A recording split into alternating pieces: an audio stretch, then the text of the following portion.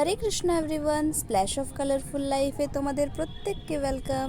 তোমরা তো জানো যে আমি গ্রাম্য পরিবেশ কতটা ভালোবাসি, আর সেই গ্রাম্য পরিবেশটা দেখার সৌভাগ্য যদি এভাবে হয়, টোটো চালকের ঠিক পাশে বসেই আমি সেই দৃশ্য দেখার সুযোগ পেয়েছি, তাই সত্যি ধন্য হয়ে গেছে। কিছুদিন আগে আমি, মিমি এবং বাবাই আমরা তিনজন মিলে এই গ্রাম্য পরিবেশের দর্শনে এসেছিলাম।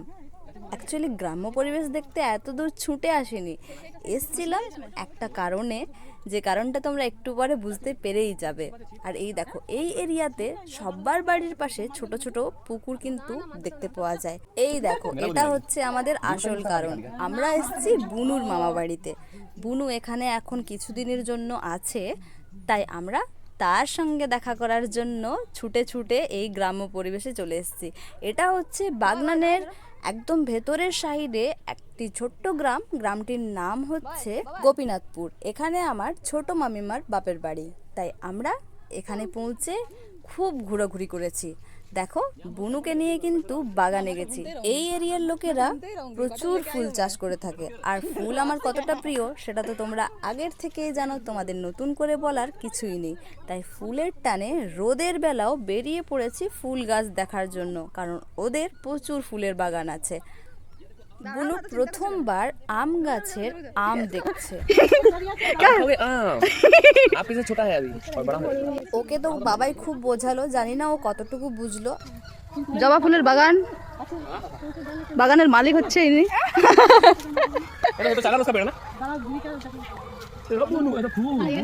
এই দেখো আমার দুই মিমি। नहीं तोड़ मत बेकार में, तो कान में गूंज देख। खा जाएगी क्या? बहुत मस्त था। लगा लेंगे वहाँ पे। মিমি আমাদের বলছিল আমি অনেক দিন পর বাগানে এসেছি। দেখো, যাদের বাগান তারাই কিন্তু যায় না বাগানে ঘুরতে। एलियन भाषा है ये। টাই টাই টাই টাই বলতে পারি টাই টাই মানে টাই টাই টাই এর গায়ে টমেটোর পুরো রস লাগিয়ে দিয়েছে। हाँ क्या? তাই তাই করতো অনিতা। টাই টাই ওকে বেশি টাই টাই কি হয়েছে টাই টাই টাই मामा बाड़ी तुम्हें है ये अभी। যাই না হ্যাঁ। আমাকে তো তোমরা চেনোই, আমার কাছে সব সময় কাটার থাকে।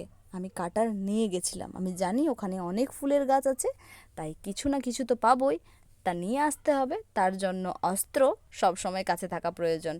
এবারে বুনুকে বাড়িতে রেখে আমরা একটু দূরের বড় জবা বাগানের দিকে রওনা হয়েছে।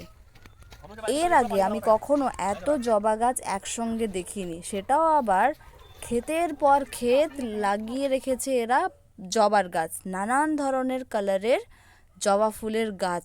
আর গাছগুলো দেখো কত বড়, আর আমাদের একটা সামান্য ছোট গাছে কত মিলিবাগ লেগে যায়। আমি জানি না এই গাছগুলোকে তারা কিভাবে যত্ন করে রাখে। এই গাছগুলোতে কি মিলিবাগ লাগে না নাকি কিছু তো বুঝতে পারলাম না। আমার জিজ্ঞেস করাও হয়ে ওঠেনি। আমি যদি কখনো সময় পাই তাহলে তাদেরকে জিজ্ঞেস করব যে তোমাদের গাছে মিলিবাগ লাগে না লাগে না, তোমরা কিভাবে এদেরকে এত সুন্দর করে রেখেছো। আর প্রত্যেকটি ক্ষেতের কাছে কিন্তু তাদের একটি করে পুকুর থাকেই থাকে। তাদের পুকুরের পাড়টাও কিন্তু খালি থাকে না, পুকুরের পাড়েও তারা ফুল গাছ লাগিয়ে থাকে নানান ধরনের। আর শীত যেহেতু শেষ হয়ে গেছে, তাই কিছু কিছু গাছ রয়েছে যেখানে ছোট ছোট ফুলের সাইজগুলো একটু ছোট হয়ে গেছে, সে গাছগুলো এখনও রয়েছে। আমি বুঝতে পারছি যখন শীতটা ছিল তখন এই গাছগুলোতে কত ফুল ছিল।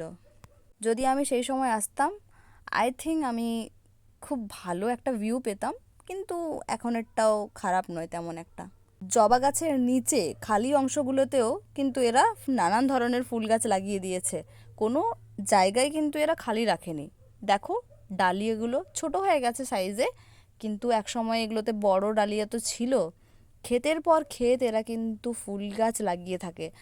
এখানে ধান চাষ আমি তেমন একটা দেখলাম না, কিন্তু এখানে এরা এই ধরনের ফুলের চাষ এদের পার্মানেন্ট থাকে। আর এই পুকুরে মাছ ছাড়া আছে, ছোট ছোট মাছ, বড় হলে তাকে আবার অন্য অন্য পুকুরে ট্রান্সফার করবে তারা। এই দেখো, মালাতে কিন্তু অপরাজিত ফুলেরও প্রয়োজন হয়ে থাকে, তাই তারা অপরাজিত ফুলকেও চাষ করে থাকে।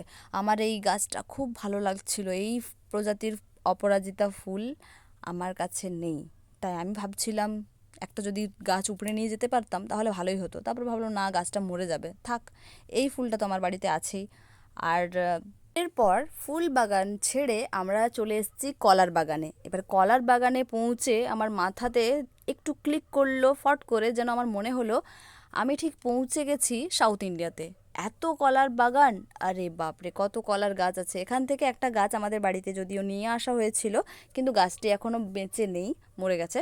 আর এই দেখো, আমি কিন্তু অপরাজিতার বীজের সন্ধান করছিলাম, আর মিমি বলল এই দেখো এই গাছটিতে বীজ আছে, তাই তুমি নিয়ে নাও। আমি বীজ নিয়ে এসেছি, কিন্তু এখনও আমার লাগানোর সময় হয়নি, দেখা যাক কখন লাগাই। আর এবার আমরা যাচ্ছি একটা ইউনিক জায়গাতে, সেই জায়গাটা হচ্ছে তোমাদের দেখাবো, চলো। গাছটিতে দেখলে একটা বস্তা বাঁধা ছিল, কারণটা তোমরা জানো নিশ্চয়ই। আর এই দেখো, এবার শুরু হয়ে গেছে নারকেলের বাগান। নারকেলের বাগান দেখলে শিওর আমাদের মাথার মধ্যে এটাই ক্লিক করে যে আমরা সাউথ ইন্ডিয়া পৌঁছে গেছি।